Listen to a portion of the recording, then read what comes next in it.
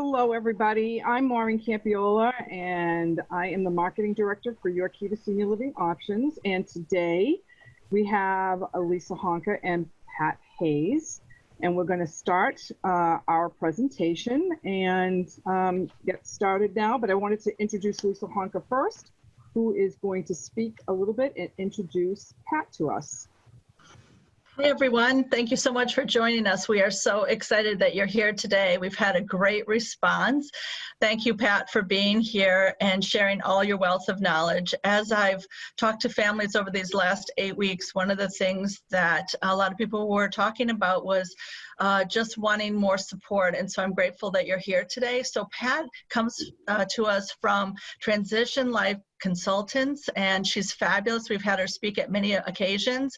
So I'm going to hand it over to you, and again, we're grateful that you're here. We're going to be taking questions at the end of the presentation, so definitely send in your questions, and Pat will address those shortly. So go ahead. Thank you so much. Yeah, Transition Life Consultants. We're really known by TLC Services, which usually stands for Tender Loving Care, and that's what we do. We do tender loving care. But I am the founder and the director of TLC Services. I am a licensed clinical social worker, and I'd like to tell you just a little bit about us. Right, there are 20 of us, and we're all retired. We're all volunteers, and we're all mental health professionals. And basically what we do is we do educational presentations like we're doing now. We do trainings, we do support groups, and we do one-on-one counseling. Right? There is no charge for our professional services, but we do ask for a donation. Okay, what we're going to do today, this is the title of our presentation. Are you isolated, anxious, sad, irritable? You're normal. Okay, you can take that slide off now. Okay, and I'd like, nope, leave it off, please. Please take, all right, we're back again. All right, we have to get used to this. Is the first time that we're doing all this, so please excuse any errors that we're making. All right, I just want to tell you what we're going to be doing today, all right?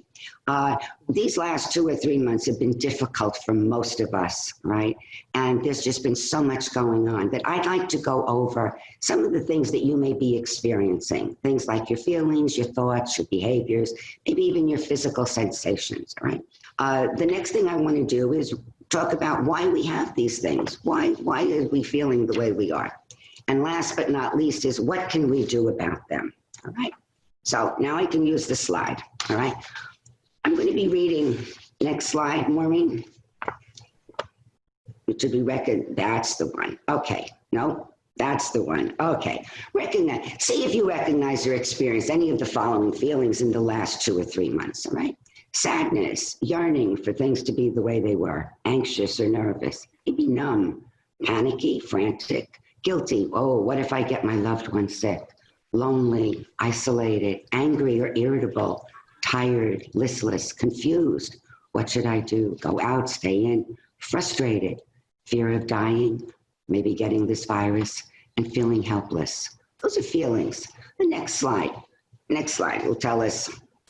Next slide, please. All right. What are our thoughts and thinking abilities? Do you find yourself preoccupied at times? Maybe you're just not thinking straight all the time. Maybe it's hard to concentrate or focus on anything. Maybe you have difficulty making decisions because of this confusion, all right? Again, should I stay out? Should I stay in? Is it safe? Is it not? Maybe some denial. Sometimes we're walking around saying, gee, I'm fine. There's nothing to worry about. I'm home, I'm safe, everything is well. Maybe we're aware of our own mortality or how fragile our health is. Maybe you have thoughts of, I'm going crazy and I'm going to lose my mind and I'm ready to climb the walls. So those may be some of your thoughts, right? Next slide, please. Behaviors. Do you find yourself eating more? You know, comfort foods or sweets, maybe gaining a few pounds, right? Maybe the opposite. Do you find yourself eating less, not having any appetite at all? You find yourself sleeping more, taking naps, sleeping in later, or the opposite, having a real lot of problems going to sleep and staying asleep all night. Maybe you notice some absent-minded behavior. What day of the week is it? You know, I can't remember. They're all the same. Maybe you're feeling very listless and you can't motivate yourself to do anything. Possibly the opposite. You're very overactive. You have to do something. You have to just move around. Maybe you notice that you're neglecting some of your personal hygiene. Like maybe you're wearing your pajamas all day long, or not putting any makeup on, or not shaving every day. Maybe you're tearful. Maybe some searching behavior. Next slide. Physical sensations. What might you be feeling in your body?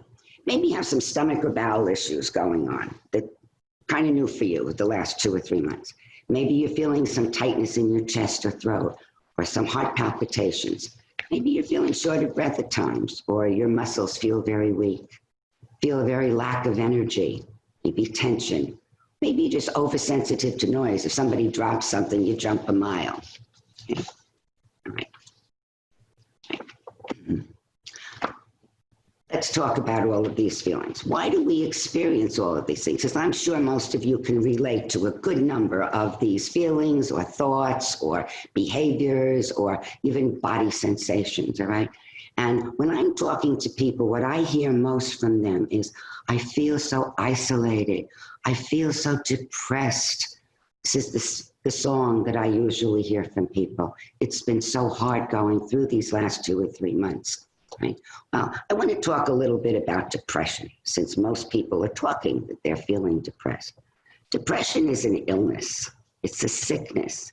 It's much like diabetes or a heart problem or cancer or muscular dystrophy. It's an illness. And like any illness, depression requires medical attention. It requires medication and or possible psychotherapy, which is what TLCs do. Right. Now, it might surprise you, but everything I've just read beforehand, all the thoughts, all the feelings, all the behaviors, and the physical sensations, these are normal, and I'm going to repeat that word, normal manifestations of grief. Grief. We don't usually connect grieving with what's going on right now, but that's what I'm here to talk about, grieving.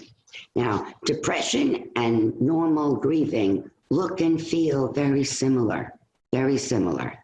But my sense is there may be some people out there listening who are depressed, and we can cover that later if you ask a question. But right now, I'm looking at the majority of people who I'm trying to tell you, you're normal, that this is a normal grieving that we are going through. And grieving happens with any loss, no matter how small, no matter how big. And we've had losses galore. Next slide, please. Maureen, next slide. External losses. These are just some of them. All of these losses that I'm going to be talking about are totally unexpected. Nobody could prepare for them. But we have lost the physical presence of other people. We've lost touch. We can't kiss, we can't hug, we can't shake hands, we can't tap somebody on the back anymore. We've lost any kind of closeness.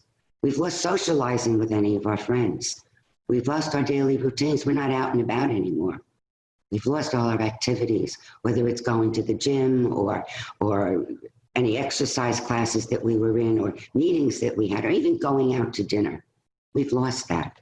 At a time when it's so important for us to pray, we've lost our ability to go to our churches or our synagogues or our mosques because they're closed. We've lost them. We've lost vacations or traveling. And anybody who's had travel plans, cruises, they've been canceled. Vacation plans have been canceled, right? Even we're all very afraid of getting on a plane right now. And if we want to visit people who are far away in our home state, can't even go by car because where would we stay? Are the hotels and motels open? Are they clean and safe? Are there a place that we could stop and go to the bathroom if we have to driving far? Next slide. We've lost our family holidays. How many graduations? Look what they're doing for graduations, these poor kids. But as grandparents, we've missed being present for our grandchildren's graduations. How many weddings have been canceled or that we can't be at? We spent Easter and Passover without our families. This was a big loss to us. There probably won't be any camp villages this summer either. So we've lost seeing our kids and our grandkids this summer. We've missed going to see our doctor in person. in person. Something I thought about after I did the slide, we've missed haircuts, watching sports on television that's not 5 years old. And who would ever think that we've missed toilet paper? Okay. Right. If you have a loved one in a hospital or a care facility, an independent living, assisted living, or memory care center, we have lost totally we have lost being with these people that we care about, touching them, helping them, seeing them, letting them see us. And I'm sure in these last 2 or 3 months, some people have lost a loved one through illness or death. And they've lost having a funeral, having a church service, or having people around us. These are external losses. Next slide, please. Internal losses. These are not outside, these are inside of us, okay? We've lost our sense of security. Many people have lost their salaries, right? But even if we're retired and we don't have a salary coming in, we've lost financial security. What's going to happen with the economy? What's going to happen with our savings, right? We've lost our independence. When was the last time we were totally dependent on somebody to buy food for us or to bring it to us? We've lost control of our own lives. Many of us feel imprisoned. Self-confidence, we've lost our own ability to stay safe. We've even lost smiles. When everybody's wearing these masks, we can't see other people's smiles and they can't see ours. We've lost our energy, our motivation, our excitement. How many of us are feeling just plain lazy or unmotivated, or again, not knowing what day of the week it is, not having anything to talk about because there's nothing going on? Many of us have lost our own identity. For those of us who have been outgoing and happy and active and creative, involved people, we're not that anymore. So a part of our identity has been missing. We've lost our self-esteem. How many of us have gone from being very active, vibrant people to very different persons and just feeling like we're nothing but boring couch potatoes? We've lost our sense of safety. The villages have always been a very wonderful, safe place. You can go out anytime you wanted to, outside, day or night, and feel very safe. Not anymore. There's this mysterious virus that's out there. We don't know where, who has it, if it's going to come and meet us. Right? We've lost our trust in other people. This, I think, is a really hard one. Right now, whenever we think of our friends, or we're going to see them maybe on the driveway, or if we're thinking of going into the stores and we see a stranger or a neighbor or a friend, even our own family members, what's the first thing we think about? Gee, they had a son who lived in New York who had a visit. Are they exposed? Are they exposed to this virus? Are they asymptomatic? They don't even know it, but they have it. Are they going to give it to me? Right? We've lost trust in our experts. How many times have we heard doctors say, wear a mask? Oh, no, other doctors don't wear a mask. Other doctors say, stay in. Other ones say, no, don't stay in. Lock down, open up. All of our experts, our politicians, our governors telling us what to do. And who knows? We've lost our freedom and we've lost our sense of peace. Okay. What do these losses do? These losses always instill a grief reaction. Think about it. If you lose an earring, a favorite earring of yours, you're going to go through a grief. If you lose your credit card, you're going to have a grief reaction. If you lose anything. Now think about all of the losses that all of us have experienced in these last 2 or 3 months. I'd worry if you weren't feeling a lot of these things, because it would be inappropriate having experienced so many losses. Now, there's another part of this, and it's fear. And I'd like to address that because aside from dealing with all of these losses, we are dealing with some very disturbing facts. Next slide, please.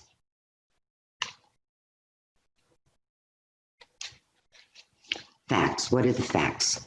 We're dealing with the fact that this virus is very contagious, and there's not many people who know anything about it, right? Another fact we're dealing with is our age. Everybody, all of us living in the villages, we're vulnerable. We are at the high risk category, right? People who are young can get this and get over it. If we get it, there's a very good possibility that we're going to wind up in a hospital on a ventilator and possibly die, right? And because of these things, it's contagious, and we're very aware that we're at high risk. We can't help but think how fragile our health is and mortality. Now, what do these facts do? These facts make us fearful, make us scared and afraid and uptight and very worried.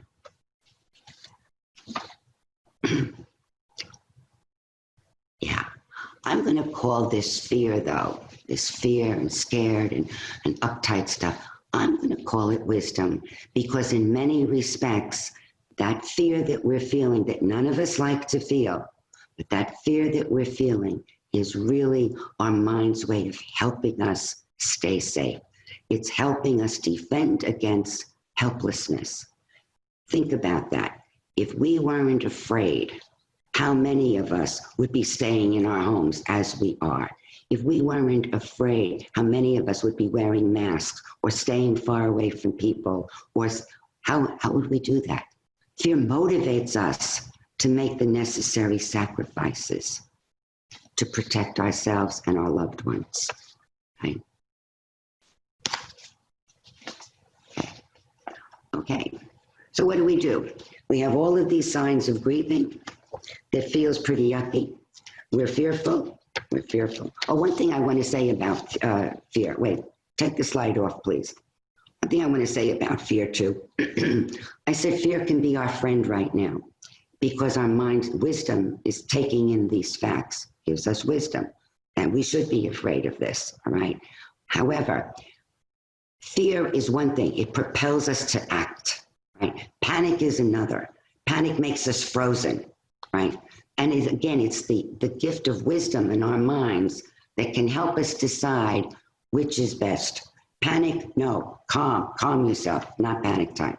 Fear, thank you, fear. It helps me stay motivated. Okay, what can we do about all of this stuff? What are we going to do? All right.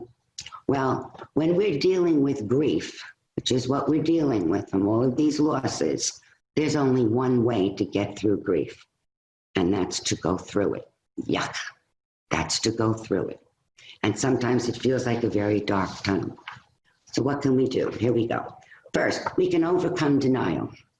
And I'm going to ask you when this is over or sometime when you have time, and I know you do right now, list your losses. Make a list, pencil and paper. Write everything that you have lost, right? I've mentioned an awful lot of things that we all have lost. Maybe you have losses very specific to you. Think about, what do you miss in the last 2 or 3 months?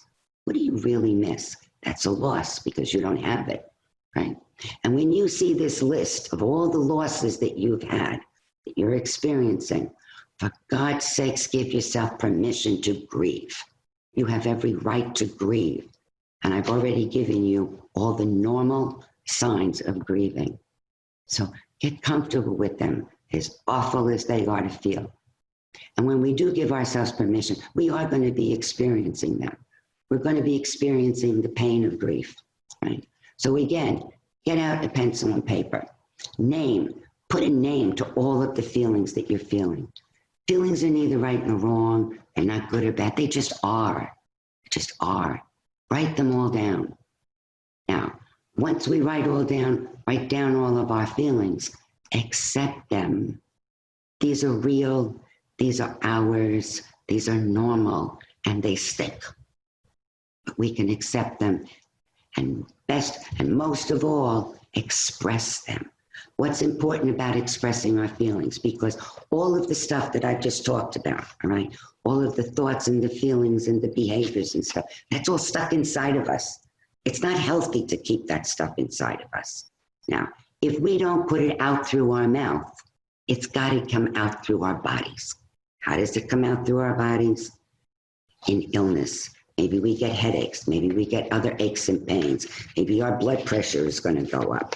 Maybe we're going to get sick, right? So we want to get it out. Get it out. Now, when we're talking about expressing our feelings, I know we in the villages, usually everybody's so happy, and we don't really think of telling people all of our problems or how awful we're feeling or what's going on, all right, if it's negative. But now is the time to do that, Because if we're sharing, if we're able to share and express all the things that we're feeling and behaving and thinking about, that's going to give everybody else that's feeling the same way permission to do the same. And that will be a very big help to them. Next slide, please. Adjust to new circumstances. We have a lot of new circumstances in our lives right now. And part of grieving is to make adjustments. Right? So one of the first ways that we can make adjustments is, let's see where we're at, okay? You already have a list of all your losses that I hope you're going to do, all right? And anything I've already covered. Now's the time to make the list of what stays the same. What haven't you lost? Well, if we've been very careful and fearful and safe, we still have our health. We still have a home. We still have food to eat. We have a car or a golf cart to get into and move around if we need to, right? Our family, our friends, and our neighbors, they're still there. We haven't lost them. We can't see them. We can't play with them. Can't have fun with them, but they're there. We have not lost them, right? We're in Florida. The sun is shining mostly every day. The birds are singing beautifully right now, right? And everywhere we go in the villages, we see beauty. So this is important to make a list of all of the things that we still have. And this is the balancing act. These are our losses, and these are all the things that we can be grateful for. And gratitude is very helpful to us when we're dealing with this. Assume new roles, right? New roles. What kinds of new roles are we talking about? I've talked about sharing your feelings with other people. If you're not living with anybody, say them out loud, share them out loud, get them out of you, let them come out your mouth. If you're talking to your family members, they're feeling these things too. They're probably more angry than we are because they're a lot younger. Right? With your neighbors, share your feelings. And a new role for you to accept with this is when you start sharing yours, they're going to start sharing how they're feeling and doing. So it may be time for you to assume a new role of being a good listener, right? Now is an awfully good time to be the family historian too. Write how you're going through all this stuff. Make an album for your kids and your grandkids so they can know their history. Learn new skills. Learn to play an instrument, learn how to use a computer, Zoom, presentation, be creative, right? If you're living with a partner or a spouse, this is a wonderful time to build your relationship. And the best way to build any relationship is to share out through your mouth. Share how you feel. Share how you feel about you, about the situation, about the person you love, about anything you can think of. And become a good listener for them to share back with you. That's what builds relationship, okay? Now, engage in new activities, absolutely, positively. There's another thing to adjusting to circumstances. We don't know when we're going to be back to what is called normal, right? And what normal is going to be in the next several months, who knows? But we have an awful lot of adjustments to make to those new circumstances. One, we need to learn to be mindful. Mindful, wash our hands all the time. Wash your hands. Wash all the surfaces that anybody has touched. 6 feet apart from other people. This is not something that comes natural to us. The natural thing that comes to us is be close to people when we're talking to them. So we need to learn.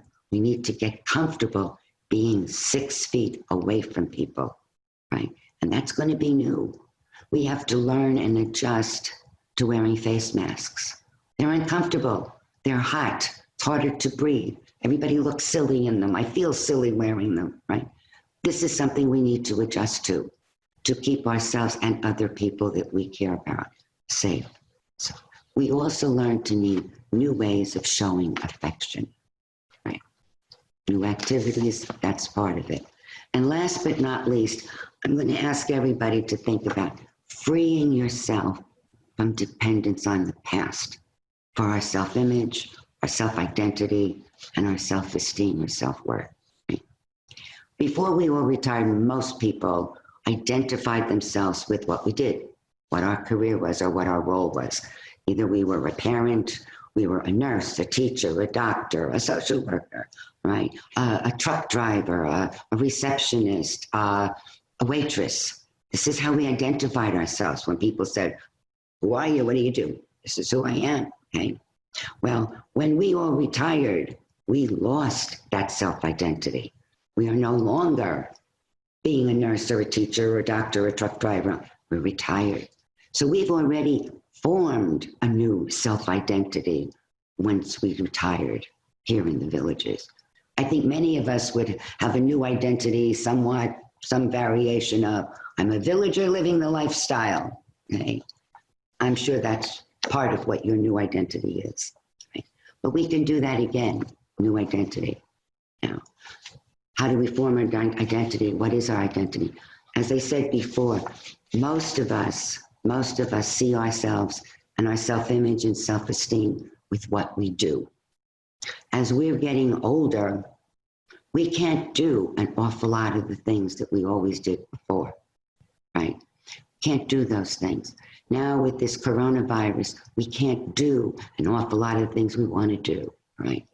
But it doesn't take away from who we are. So there's two things to look at, what I do and who I am. And if we're looking to the past, it's not going to work. That's gone. We need to look now. Who am I now? What kind of person am I? Right? What kind of person do I want to be?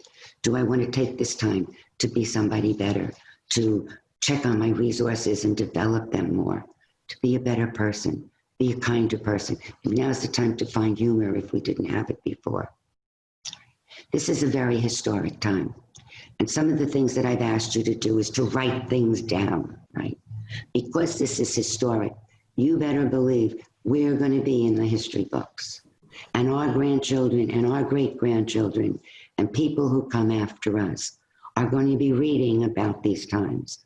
You know, when you go to Eisenhower Rec Center and you see all the mementos on the wall and you see letters written by soldiers to their loved ones, how special they are. You could be that. You could be that for our grandchildren and our great-grandchildren. Write down, what are we going through? How are you thinking? How are you feeling? What are you doing about it? What kind of adjustments are you making? How difficult it is and how you're making the most of it. And with that, I am finished. So I'm very open to taking questions. So let me tell everybody how you can ask a question. We do have some questions that were sent to us that Lisa has. But if you have a specific question that you'd like to ask Pat, just type your name in the chat box and I will unmute you and call upon you so that you can ask a question here. While we're waiting, and everybody, if you want to put yourself on gallery view at this point, then you can see everybody who is basically in here and talking to one another. That would be great. But if anybody has a question, go ahead and just type your name at the bottom. But while we're waiting, Lisa, why don't you ask Pat the first question that we have? Great. So the first question we have is, Pat, you said something about depression and grief look and feel the same. How do I know if I am in grief or if I'm just depressed? Very good question. Thank you. Thank you, Lisa. There are differences. They do look and feel the same, but one is an illness and one is perfectly normal. So let me go through a little bit, all right? If you're in grief and something funny happens, or you see your grandchild or something funny on television, you have an ability to show appropriate emotions, to laugh, all right? If you have the illness of depression, you remain downcast no matter what. It's hard. You lost the capacity to take pleasure, to take interest, or to have fun. You've lost that capacity. In grief, you didn't lose the capacity. You have the capacity, except you don't feel fun and lively most of the time. You feel, ugh, right? Mm-hmm. You still have the capacity to have those things. If you're in grief, you're dwelling on what was lost, what's out there that you miss. If you're in depression, you're dwelling on yourself, how lousy you feel. Awful, right? If you're in grief, you may be openly angry, okay? If you're in depression, you usually don't have the energy to be openly angry. You're more irritable or cranky or complaining or like that. if you're in grief, you may feel like the world is empty, but you know it's temporary. You know you're going to get through it. If you're in a depression, this prolonged, intense inner emptiness stays with you, and there's no hope for it to go away. If you're in grief, your self-esteem is preserved. After the losses, you still can feel good about yourself. If you're in a state of depression, you're still feeling worthless, empty, self-loathing, right? You think about your past failures. Nothing's going to make you feel good about you. And if you're in depression, if you're in normal grief, and you can lead to depression. If you're not going through the grief, it can lead to depression.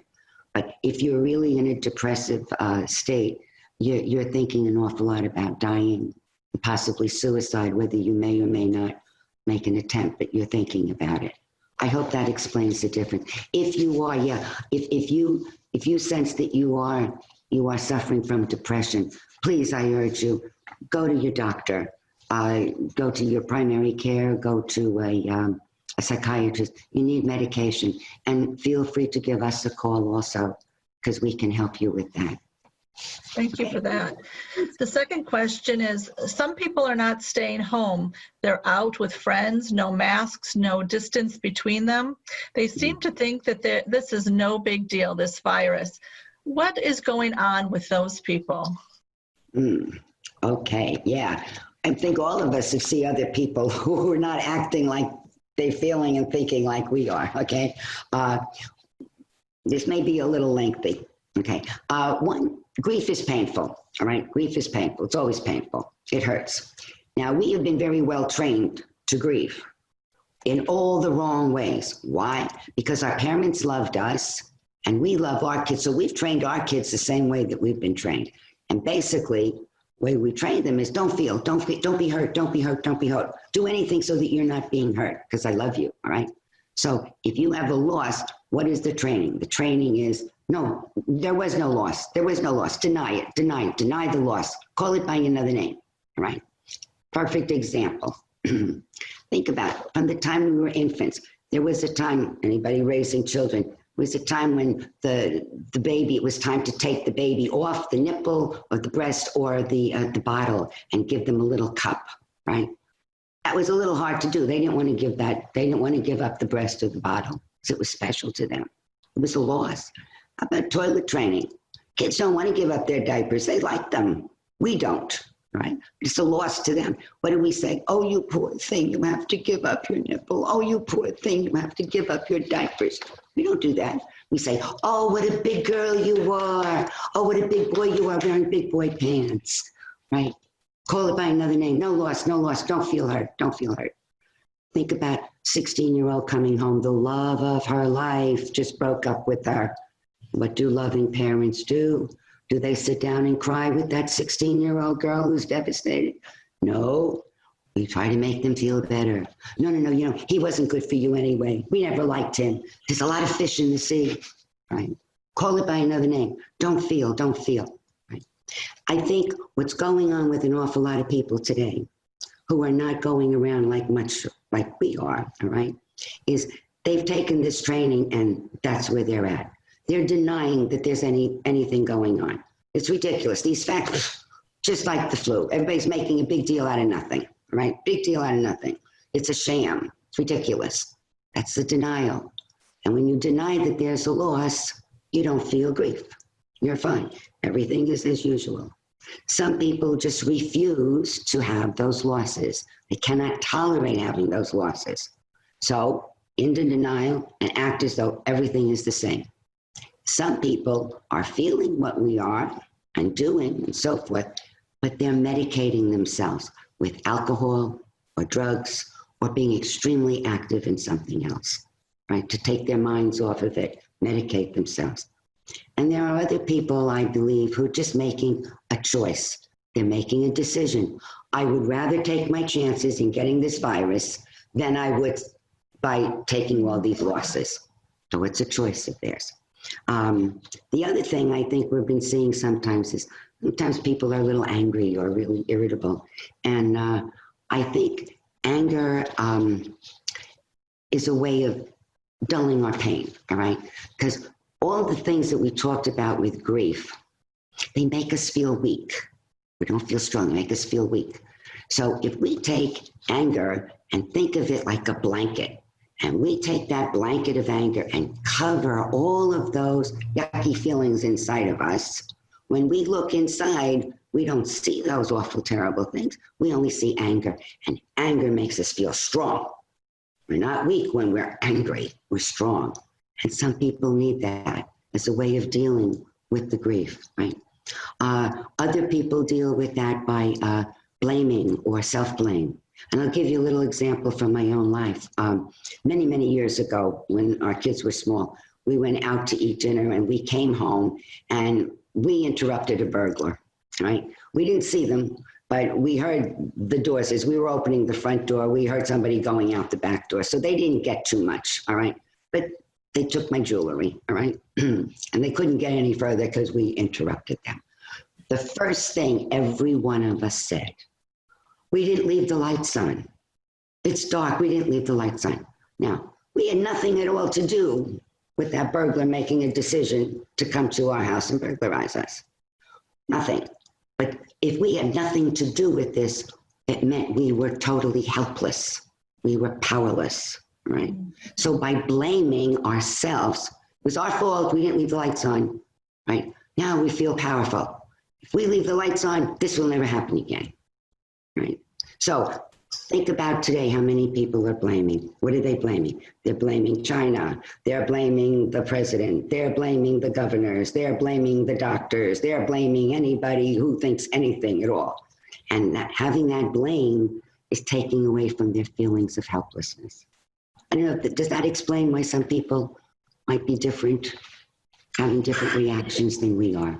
Yeah, you know what, it seems like because people don't have control, that's it. You know, we are so out of control of our own lives right now, and our destiny and our future and our days and our weeks, and we just don't know when that end is going to be. It's a hard place to be, to feel this way and just not be able to see the light at the end of the tunnel, is it? And who's safe and who's not, right? Wherever we go, whatever we do, it's a hard place to be.